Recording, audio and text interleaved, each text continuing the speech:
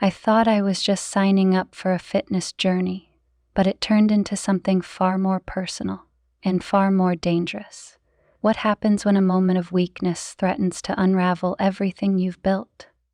Can love survive betrayal, or is trust broken forever? Stay with me as I share how one choice changed my life in ways I could never have imagined. And don't forget to subscribe for more compelling stories like this one, and let me know in the comments where you're watching from. When I first hired a personal trainer, I never imagined how much my life would change, or how far I would stray from the woman I thought I was. It all began innocently enough. My husband Mark and I had been married for 10 years, and while our life was far from bad, it wasn't exactly exciting. Somewhere between his late nights at the office and my routine as a stay-at-home mom, that's when I decided I needed a change. A New Year's resolution turned into a commitment to focus on myself for once, and the first step was signing up for personal training sessions at a local gym. I wanted to feel confident again, not just for Mark, but for myself. But what started as a simple goal to regain my fitness quickly spiraled into something much more dangerous.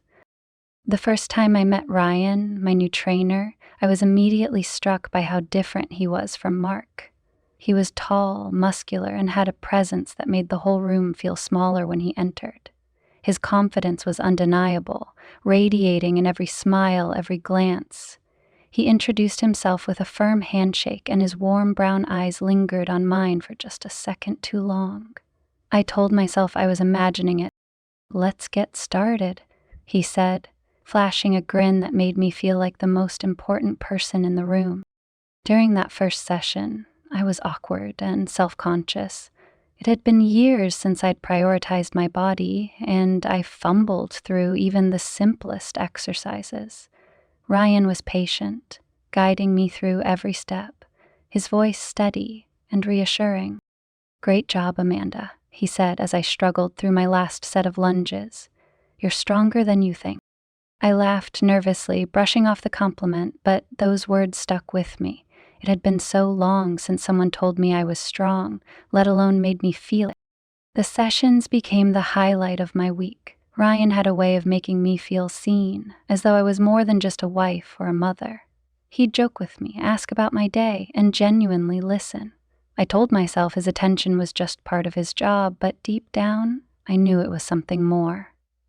I started looking forward to our sessions, spending extra time getting ready beforehand. Just a little makeup, a spritz of perfume. It wasn't for him, I told myself. It was for me. But then came the first crack in my resolve.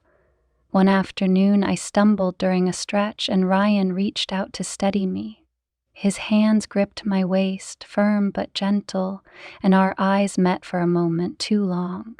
I pulled away quickly, laughing it off, but after that, everything changed. The air between us felt charged, heavy with unspoken words. Ryan started texting me between sessions, not about fitness, but little jokes and compliments. "You're killing it in the gym," one text read. "You'll have Mark beating the guys off with a stick soon." I laughed it off, but couldn't ignore the thrill it gave me. One day, Ryan suggested we move our sessions to his private studio. "It's quieter," he said. "You'll be able to focus better without all the noise and distractions." I hesitated, knowing it was a bad idea, but I agreed anyway. The first session at his studio felt different. The space was smaller, more intimate, and I couldn't shake the feeling that I was crossing some invisible line. Ryan was more casual here, less of a trainer and more himself. As we worked through the session, he found every excuse to touch me, correcting my form, guiding my movements. Each touch sent a jolt through me, and I hated how much I liked it. At the end of the session, I was sitting on the mat, catching my breath, when he sat down next to me. "You've been working so hard," he said, his voice softer than usual.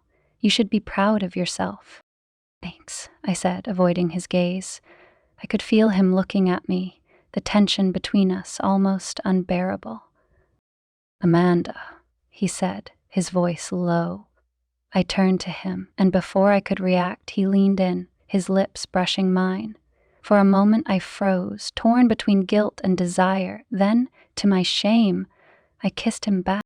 I drove home that night in a daze, my mind racing. What had I done? My heart pounded as I replayed the moment over and over, the guilt settling heavy in my chest. I told myself it was a mistake, that it wouldn't happen again. But Ryan's text the next morning made it clear he didn't feel the same way. Last night, he wrote, I can't stop thinking about it. Neither could I. Mark noticed something was different almost immediately. He wasn't the most attentive husband, but he knew me well enough to sense when something was off. You've been going to the gym a lot lately, he said one night over dinner, his tone casual but probing.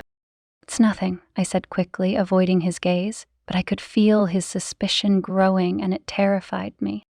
Despite my guilt, I couldn't stay away from Ryan. Our sessions became more than just workouts, they were escapes. We'd talk for hours, sharing secrets and fears. He made me feel alive in a way I hadn't in years, and I hated myself for needing him so much. But the deeper I fell, the harder it became to keep the truth from Mark.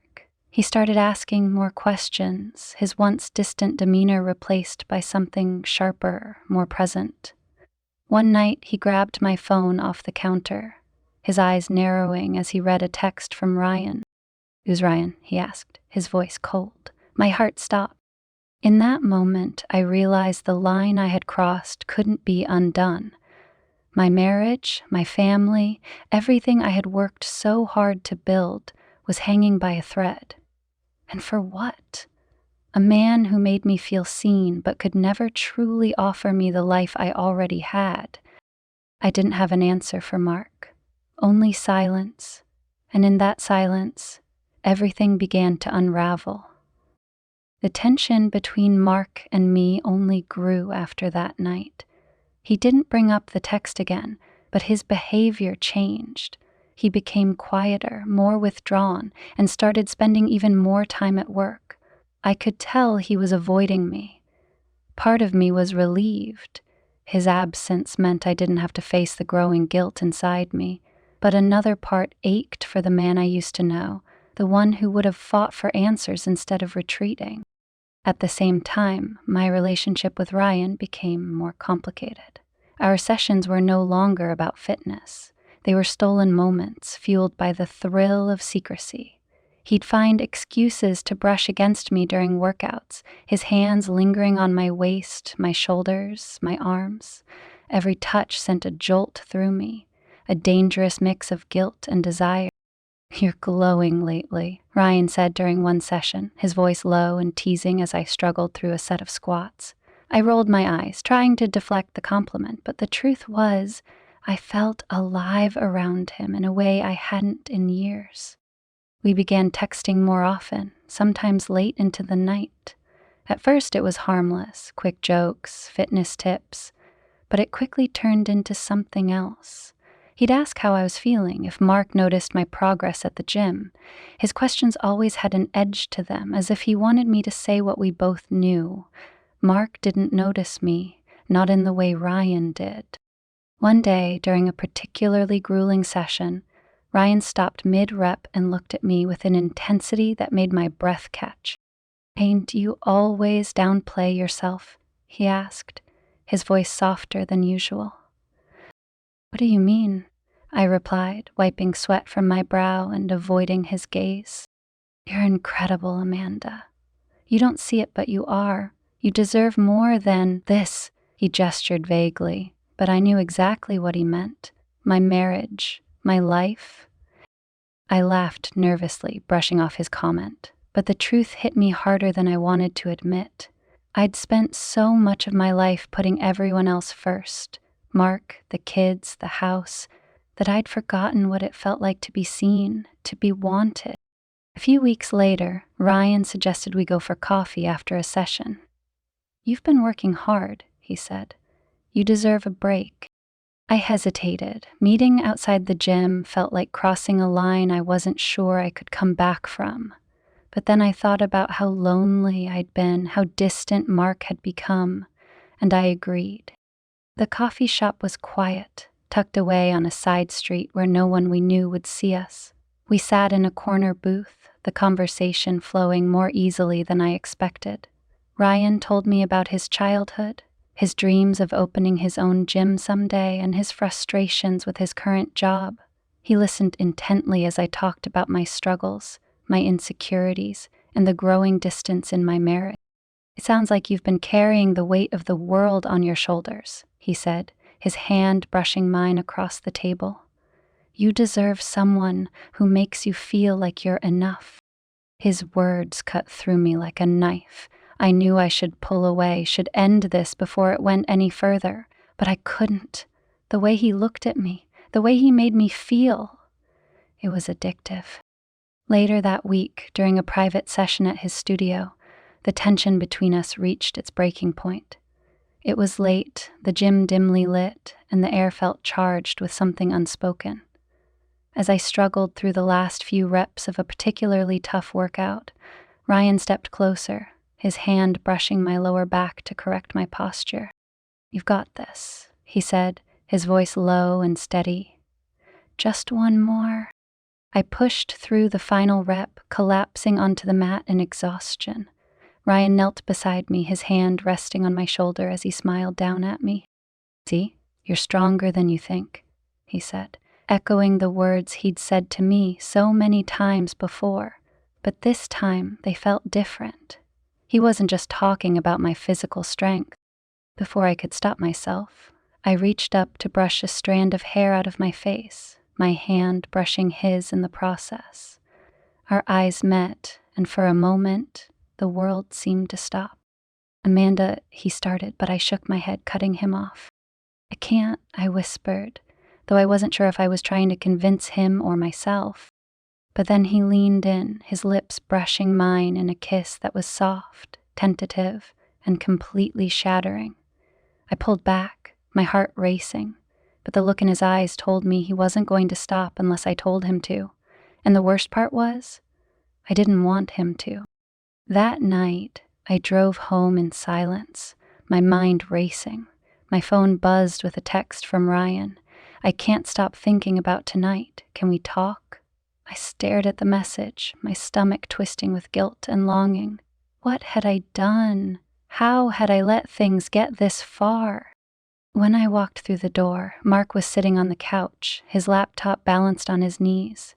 He looked up briefly, muttering a quick "hey" before returning to his work.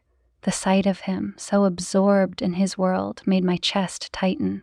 I wanted to tell him everything, to beg him to see me, but the words wouldn't come. Instead, I went to bed, the weight of my secrets pressing down on me. The line had been crossed and there was no going back, but how long could I keep up this double life before everything fell apart? The days following that night felt surreal. Every time I picked up my phone, I found a text from Ryan. At first, I told myself I wouldn't respond, that I'd end this before it spiraled further out of control, but the memory of his kiss lingered, consuming my thoughts. He made me feel alive, wanted, in a way Mark hadn't in years. "I can't do this," I texted him one evening, my hands trembling as I hit send. Ryan's reply came almost instantly. "You already are. Meet me tomorrow." The next day, I found myself standing outside his private studio again. My heart pounded in my chest as I walked in, the familiar scent of his cologne immediately enveloping me. He was waiting by the equipment, his arms crossed, a look of quiet determination on his face. "We need to talk," I said, my voice unsteady. "Then let's talk," he replied, stepping closer. But before I could get the words out, he reached for my hand, his touch sending a jolt of electricity through me. "Amanda, this isn't just one-sided. I can't stop thinking about you." I pulled my hand away, tears threatening to spill. "This is wrong, Ryan. I'm married. I have kids. This isn't me." "But it is," he said softly. "It's the you that's been buried for too long." His words hit harder than I wanted to admit. He wasn't wrong. I had lost myself somewhere along the way, drowning in a sea of responsibilities and routine. but acknowledging it didn't make this any less of a betrayal. "Don't know what I'm doing anymore," I whispered, my voice breaking. Ryan stepped closer, his hand brushing my cheek. "You're finding yourself. That's what this is." That moment marked the start of something I couldn't stop. Our sessions became more than just workouts. We'd spend hours talking about our lives, our dreams, our fears. Ryan had a way of drawing me out, of making me feel like I mattered in a way I hadn't felt in years. But with every stolen moment, the weight of my lies grew heavier. Mark was noticing my absences more and more, his once casual questions turning into pointed accusations. "You're spending a lot of time at the gym," he said one evening as we sat across from each other at the dinner table. "Don't you think it's a bit excessive?" "It's the only time I have to myself," I replied, avoiding his gaze. "You're always at work and the kids are with me 24/7. I need this." Mark frowned but didn't press the issue. Still, I could feel his suspicion growing. One evening, after a particularly intense session with Ryan, I arrived home to find Mark waiting for me in the living room. His laptop was open on the coffee table, and his phone was in his hand. "We need to talk," he said, his tone cold and clipped. My stomach dropped. "About what?" He held up his phone, showing me a text message. My blood ran cold as I recognized Ryan's name on the screen. "Who is he?" Mark demanded. I opened my mouth, but no words came out. The silence stretched between us, heavy and suffocating. "Are you cheating on me?" he asked, his voice breaking. "No," I said quickly, the lie slipping out before I could stop it. "He's just my trainer, that's all." Mark's eyes searched mine, looking for the truth. "Then why is he texting you at 10 p.m., asking if you're okay?" I had no answer. My carefully constructed facade was crumbling, and I had no way to stop it. The confrontation left me reeling, but instead of ending things with Ryan, I clung to him even tighter. He became my escape, my refuge from the storm brewing at home. Every time I was with him, I felt free, unburdened by the guilt and shame that consumed me the rest of the time. But the reality of my double life was catching up to me. Jenna, my best friend, started asking questions too. "I saw you leaving the gym with Ryan last week," she said casually over coffee one morning. "You two looked close." "We're just friends," I said quickly, my voice defensive. Jenna raised an eyebrow. Her words stung because they were too close to the truth. I was on the verge of losing everything, and for what? A man who made me feel seen but could never give me the life I already had. The breaking point came during another private session at Ryan's studio. As we finished our workout, he pulled me into his arms, his lips finding mine in a kiss that was equal parts passion and "Amanda," he whispered, his forehead resting against mine. "Leave him. Be with me." The words hung in the air, heavy and impossible. "I can't," I said, tears streaming down my face. "I have a family. I can't just walk away." Ryan stepped back, his expression hardening. "You're already walking away. Every time you're here, every time you kiss me, you're choosing me over him." His words cut deep because they were true. I was already betraying Mark in every way that mattered. But leaving, that was a step I couldn't take. "I'm sorry," I whispered, my voice barely audible. Ryan nodded, his jaw clenched. "Then this has to stop." As I drove home that night, my mind raced. Could I stop? Could I go back to the life I had before Ryan? Or was I too far gone, trapped in a web of lies and desire with no way out? Something had to give, but I wasn't ready for what came next. The next morning, everything felt different. The air in the house was heavy, thick with the weight of unspoken truths. Mark barely looked at me as he got ready for work, his silence louder than any words he could have said. As much as I wanted to reach out to him, to try and explain or fix things, I didn't know where to start. Meanwhile, Ryan's words haunted me. "You're already walking away," he'd said, and he was right. Every time I chose him, I betrayed the vows I'd made to Mark. I'd crossed a line I could never uncross, and the fallout was beginning to close in around me. That evening, as I tucked the kids into bed, Mark came into the room. His presence startled me. He rarely joined me for this part of the night. He stood silently by the door, watching as I kissed them goodnight and turned out the light. When we were alone, he spoke. "I think we need to have a serious conversation, Amanda." I froze, my heart pounding in my chest. "Okay," I said cautiously, following him to the living room. Mark sat on the edge of the couch, his elbows resting on his knees. He looked at me, and for the first time in years, I saw something raw in his eyes. Pain, anger, and desperation. "I found more texts," he said quietly. "Don't lie to me this time. Who is he?" My stomach twisted. I wanted to deny it, to convince him that nothing was going on, but the words wouldn't come. The truth was suffocating me, and I knew I couldn't keep it buried any longer. "He's my trainer," I admitted. "But it's not what you think." Mark's jaw tightened. "It's not what I think? You've been lying to me for months, Amanda, meeting him outside the gym, texting him late at night. How am I supposed to believe it's not what I think?" Tears welled up in my eyes. "I made a mistake," I said, my voice trembling. "I never meant for it to go this far." Mark's laugh was bitter. "Go this far? So it's true. You've been cheating on me."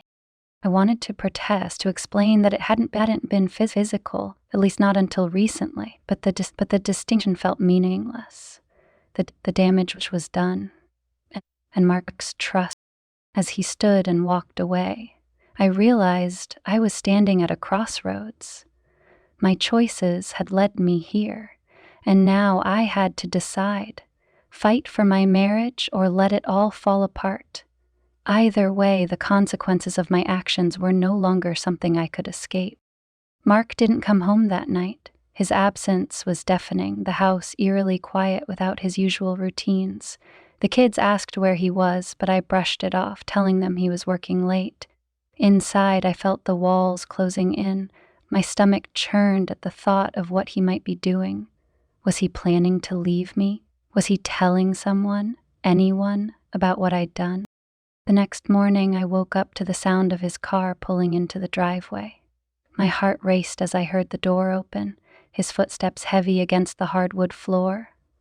He walked into the kitchen where I was pouring coffee, his face hard, his eyes red-rimmed. He'd been crying, or maybe he hadn't slept. "We're not going to ignore this, Amanda," he said flatly, sitting down at the table. "We're talking. Now." I nodded, my hands trembling as I set my mug down and sat across from him. The weight of his stare was unbearable. "Oh," he asked, his voice barely above a whisper. "Why would you do this to us?" The question hit me like a blow. Tears welled up in my eyes as I searched for an answer. "I don't know," I whispered. "I felt invisible, Mark. For years, you're always working, always busy. I needed to feel something." His jaw tightened, his knuckles white as he gripped the edge of the table. "So, you turned to some guy at the gym? Amanda, we have kids, a family. Don't you think I feel invisible too? Do you know how hard I work to provide for us?" "It's not about money," I shot back, my voice breaking. "It's about us. You stopped seeing me, Mark. You stopped caring." Mark stood abruptly, his chair scraping loudly against the floor. "Don't put this on me," he snapped. "I may not have been perfect, but I didn't betray you. You chose to do that." I couldn't argue with him. He was right. No matter how neglected I'd felt, my actions were my own. The silence between us stretched, suffocating. Then finally he said, "Do you love him?" The question shattered me. "No," I said quickly, shaking my head. "No, Mark, it wasn't love. It was a mistake, a horrible mistake." He stared at me for a long time, his expression unreadable.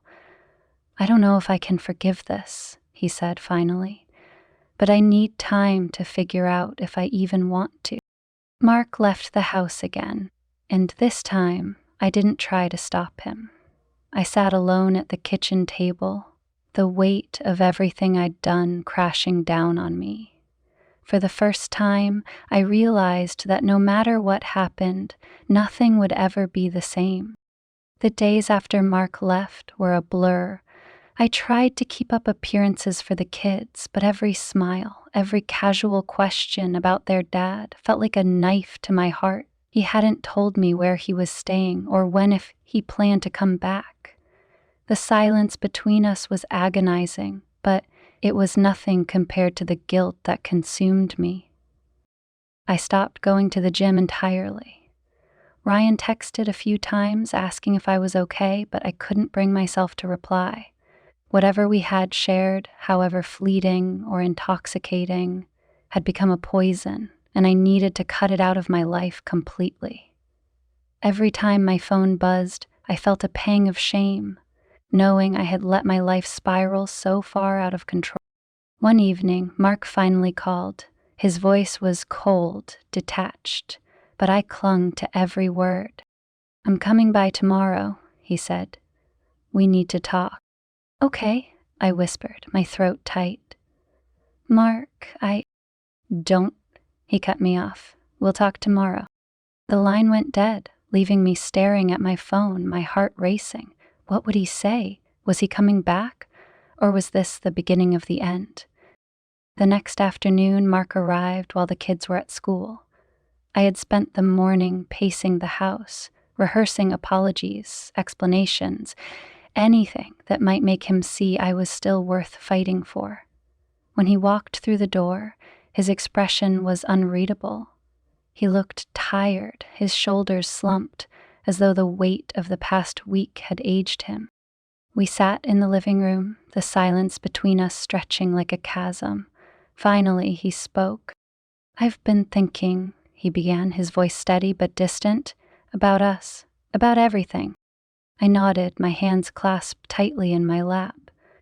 And I don't know if I can do this," he admitted, his gaze fixed on the floor. "I keep picturing you with him, Amanda. I can't stop. It's eating me alive." Tears filled my eyes. "It wasn't like that," I said desperately. "Mark, I know I've hurt you, and I'll never forgive myself for that. But it wasn't about him. It was about me. About feeling seen, feeling like I mattered."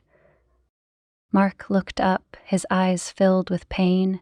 "And I didn't make you feel that way?" I hesitated, hating the truth I had to speak. "Not for a long time." His jaw tightened, and for a moment I thought he might leave again. But then he sighed, running a hand through his hair. "I'm not perfect, Amanda. I know that. But I thought we were in this together.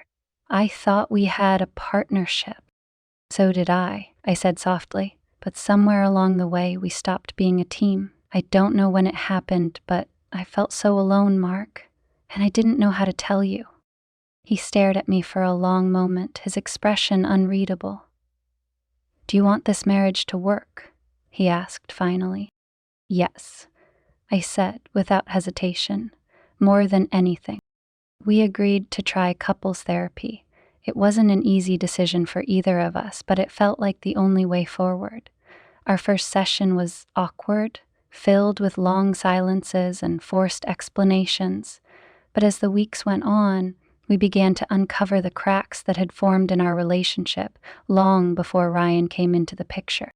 Mark admitted that he had been using work as an escape, avoiding the intimacy and connection that made a marriage thrive. I confessed to my own failures, my inability to communicate my needs, and my tendency to seek validation elsewhere. It was painful, raw, and often humiliating, but it was also necessary. Through therapy, I began to understand how much I had taken for granted: the stability, the love, the life we had built together. And Mark began to see me again, not just as a mother or a wife, but as a person with her own dreams, fears, and desires. One night, after the kids had gone to bed, Mark and I sat on the couch together, a bottle of wine between us. It was the first time in months that we had truly been alone, without the weight of our problems hanging over us. "Do you think we'll ever get back to the way we were?" I asked, my voice barely above a whisper. Mark took a long sip of wine, his gaze thoughtful. "I don't know," he admitted. "But maybe that's not the goal. Maybe we shouldn't try to go back. Maybe we should figure out how to move forward." And I nodded, tears pricking my eyes. "I want that," I said. "I want us to move forward." Mark reached for my hand, his grip firm but gentle. Me too. It wasn't a perfect resolution. There were still moments of tension, lingering doubts, and memories we couldn't erase. But we were trying, and for the first time in a long time, I felt hope. As for Ryan, I never saw him again. I blocked his number, deleted our messages, and avoided the gym entirely. He had been a symptom of a deeper problem, not the cause, and I needed to focus on healing the wounds I had inflicted on myself and my family. In the end, the affair didn't destroy my marriage, but it changed it. It forced Mark and me to confront the truths we had been avoiding for years, to rebuild our relationship on a foundation of honesty and effort. It wasn't easy, and it wasn't guaranteed, but it was a start. When trust is broken, the path to redemption is never clear. But sometimes the hardest lessons are the ones that teach us who we truly are and what we're willing to fight for. Weeks turned into months, and while Mark and I began to navigate the fragile process of rebuilding our marriage, the shadow of my choices lingered. Forgiveness was not immediate, and trust was not easily restored. But with every small step we took, I started to believe that maybe we could find our way back to each other. Therapy became our safe space, where we could express things that had gone unsaid for years. Mark talked about how he felt invisible too, how the pressure to provide for the family had consumed him, leaving no room for connection. I admitted how lonely I had felt, how desperate I had been for someone to notice me. Not as a mother, not as a wife, but as a... One evening, after a particularly intense therapy session, we sat in the car outside the counselor's office, the air thick with unspoken thoughts. "I never thought I'd be here," Mark said, staring out the windshield. "Sitting next to you, trying to save what we had." I swallowed hard, guilt still sharp in my chest. "I never thought I'd be the one to break it." He turned to me, his eyes tired but not unkind. "I keep asking myself if we can survive this, if I can forgive you." I looked down at my hands, twisting them in my lap. "And what do you keep coming up with?" Mark exhaled slowly, as if he were releasing the weight of the question. "That I want to try, but it's going to take time, and I need to know you're willing to fight for this, for us." I reached for his hand, the first time I had dared to in weeks. "I'll fight, Mark. I'll do whatever it takes." For the first time in a long time, he didn't pull away. At home, life settled into a tentative routine. We started having dinner together as a family again, something that had fallen by the wayside long before the affair. Mark made an effort to be more present, coming home earlier and leaving work at the office. And I worked to prove that I could be trusted, that I was committed to repairing what I had broken. But it wasn't without its challenges. Some nights Mark would ask questions that cut straight to the core. "Did you love him? Did you think about me when you were with him?" Each time, I answered as honestly as I could, even when the truth was painful. "No, I didn't love him," I told him one night as we lay in bed, the darkness making it easier to speak. "I loved how he made me feel, like I mattered, like I was seen. But it was never about him. It was about me." "And me?" he asked, his voice heavy with emotion. Did I make you feel like you didn't matter? I hesitated, knowing how much my answer would hurt him. Not on purpose, but yes, Mark, I felt invisible, and I didn't know how to tell you. The silence that followed was excruciating, but it was also necessary. For the first time, we were laying everything bare. No more hiding. No more pretending. One of the hardest moments came when Jenna, my best friend, confronted me about the affair. She had pieced together enough from my behavior and Mark's distance to know something was wrong. "You cheated, didn't you?" she asked bluntly, her voice a mix of anger and disappointment. I nodded, tears brimming in my eyes. "I made a mistake. A terrible one." Jenna's expression softened, but her disappointment was still evident. "Why didn't you come to me? Why didn't you tell me how bad things were?" "I didn't know how," I admitted. "I was ashamed, even before it happened, and after. I didn't want anyone to know, not even you." She sighed, pulling me into a hug. "You're lucky Mark's willing to work through this. Don't waste it." Her words stayed with me, a reminder of just how close I had come to losing everything. As the months passed, Mark and I found ourselves rediscovering each other. It was slow and often uncomfortable, but there were moments of light moments, shared laughter over old memories, quiet nights on the couch, and even the occasional date night. These glimpses of what we could be kept me going, even when the road felt impossibly long. One night, as we sat together on the back porch, watching the kids play in the yard, Mark reached for my hand. "You know," he said, his voice quiet, "I think we're going to be okay." I turned to him, my eyes searching his for any sign of doubt. "You do?" He nodded, a small smile tugging at his lips. "Yeah, we've been through hell, but we're still here, and that has to count for something." Tears filled my eyes as I squeezed his hand. "It does. It counts for everything." As for Ryan, he became a ghost of my past. I never responded to his final texts, and he eventually stopped reaching out.